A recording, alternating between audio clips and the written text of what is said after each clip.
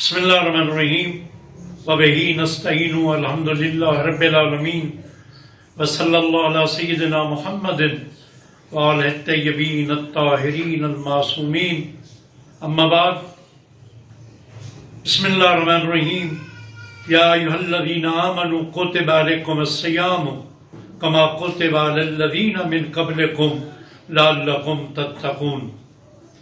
رمضان المبارک رحمتوں کے نزول، رضائے الہی کے حصول اور عبادتوں کے قبول ہونے کا مہینہ، یہ اطاعت الہی کا کرینہ اور بخشش و مغفرت کا خزینہ ہے۔ یہ ماہ مبارک حیات بشر کو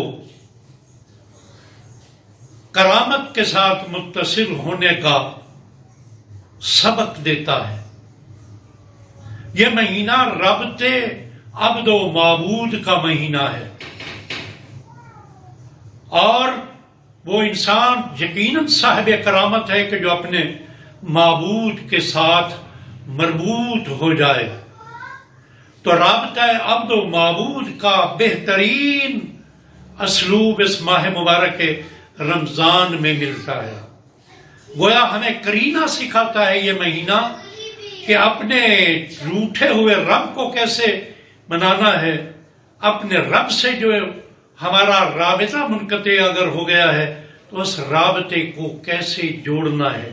یہ مہینہ ایک بار پھر ہماری زندگی میں اس لیے آیا ہے کہ ہم اپنے اللہ سے ٹوٹے ہوئے رشتے کو جوڑ لیں۔ اس میں ہمیں کوئی مشکل نہیں ہے۔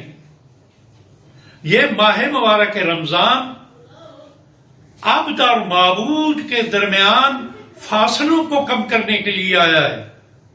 یہ اللہ کا بھیجا ہوا مہمان ہے، یہ کریم مہمان ہے، یہ شریف مہمان ہے، اور ایسے کریم و شریف مہمان کو خوش آمدید کہنے کا تقاضا یہ ہے کہ اس مہمان کو ہم اپنے خانہ دل میں اپنا مہمان بنا لیں، یا اپنے خانہ دل کو اس مہمان کا مہمان خانہ بنا لیں۔